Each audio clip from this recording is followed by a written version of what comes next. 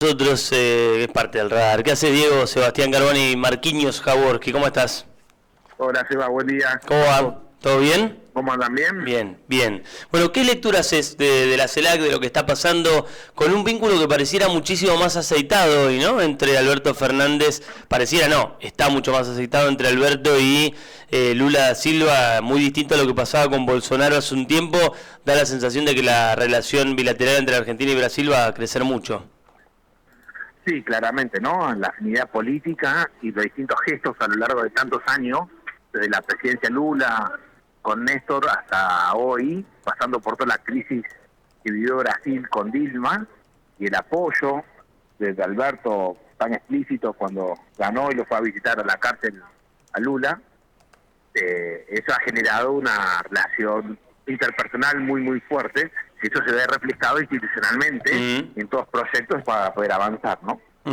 Ahora, de esos proyectos, hay algunas cosas que ya se firmaron. Hoy veía esta financiación que va a hacer el gobierno brasileño de las importaciones argentinas de productos de Brasil, que da la sensación que son medidas concretas y que realmente pueden beneficiar a nuestra economía. Pero ¿qué otra cosa en serio está dando vueltas? Digo, porque se habló en las últimas horas de la posibilidad de una moneda en común, algo que parece, bueno, el presidente brasileño incluso dijo que en algún momento eso va a pasar, pero ese en algún momento nos hace pensar que no va a ser en el corto o mediano plazo. ¿Qué cosas concretas van a beneficiar a la Argentina desde la llegada de Lula? Son dos. La primera y fundamental para Brasil es el asegurarse el gas de Vaca Muerta.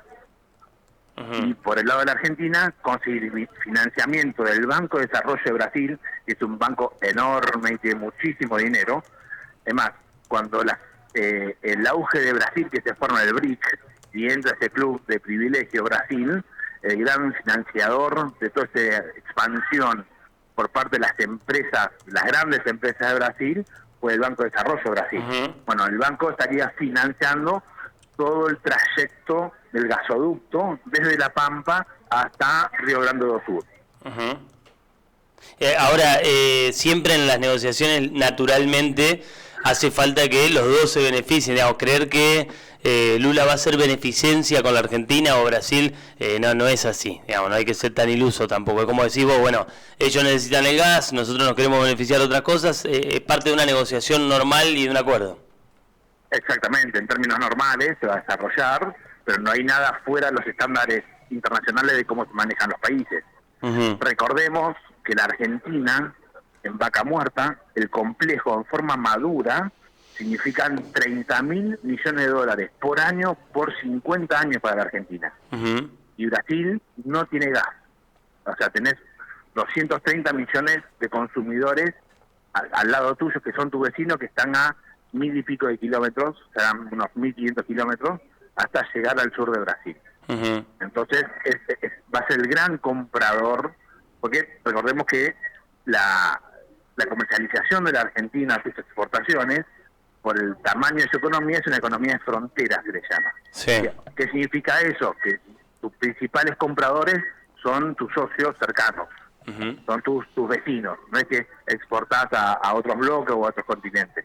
Me imagino que escuchaste al presidente en el marco de la CELAC hablar de la inflación como una autoconstrucción de los argentinos en su cabeza, más allá de lo que quiso decir o de la interpretación que se haya podido decir hacer de la frase que dijo el presidente.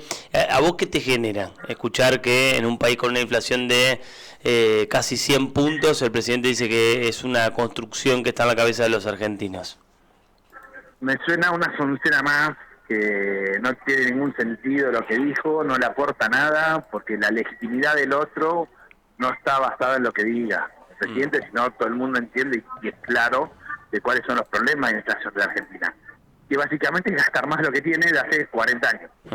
Y eso te va atrofiando cuestiones de la economía, vas haciendo parches, y tienes una suma de parches que después armaste un Frankenstein que es imposible desarmar, que es como estamos hoy. Claro, y no es algo que lamentablemente, Diego, tenga en el corto plazo una solución al alcance, ¿no? No, en absoluto. Acá lo único que nos salva, estamos a 3 centímetros del precipicio de forma permanente. Acá lo único que nos salva de no caer en algo verdaderamente profundo son los dólares genuinos de Vaca Muerta. Cuando eso madure, eso nos va a sacar adelante.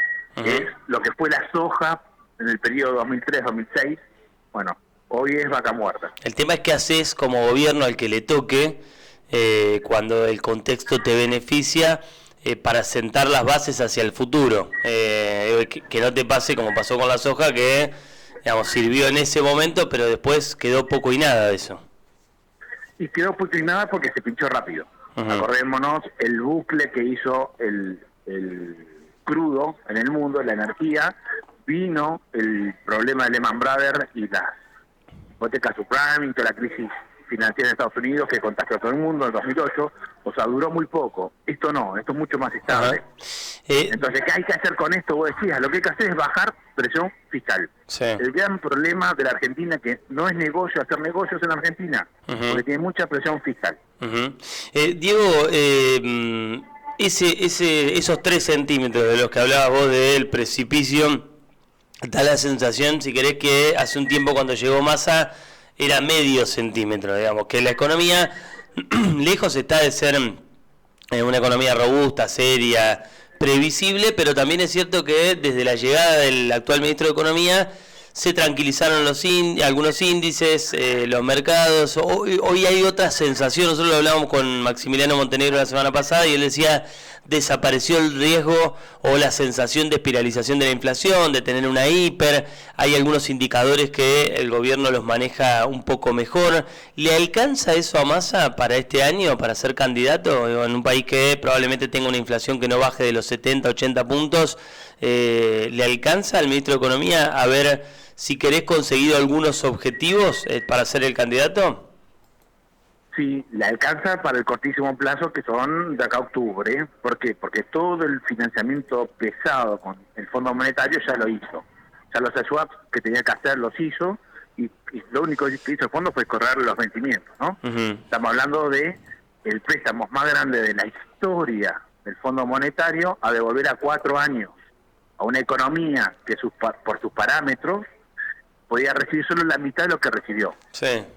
Pero de vuelta, el mayor préstamo de la historia del fondo en 4 años. Sí. Bueno, eso se fue dilatando en el tiempo, lo fueron reprogramando y eso le da el alivio fiscal a Massa para poder llegar hasta octubre y afrontar. Ahora, ¿por qué Massa logra eso? Por su condición de político de frente a la economía, que no tiene que pedir permiso al presidente. En cambio, con un técnico como era Guzmán o como era Batakis, entraba la coyuntura de las internas palaciegas, digamos, en función de tener acuerdo de uno, no, si te he visto bueno de uno, no. Además Massa digamos, es, si querés, un perfil de un economista, que no es economista en realidad, ¿no? Un ministro de Economía que le habla a los mercados, que tiene contactos con la Embajada de los Estados Unidos en la Argentina, que se rodea de empresarios, digamos, un perfil, si querés, muy distinto a lo que uno imagina de un ministro del kirchnerismo, si querés. Sí, claramente, es un jefe de gabinete aplicado a la economía. Y es como decías, en términos de formación, Massa como técnico es el técnico mejor formado para ser presidente. ¿Sí?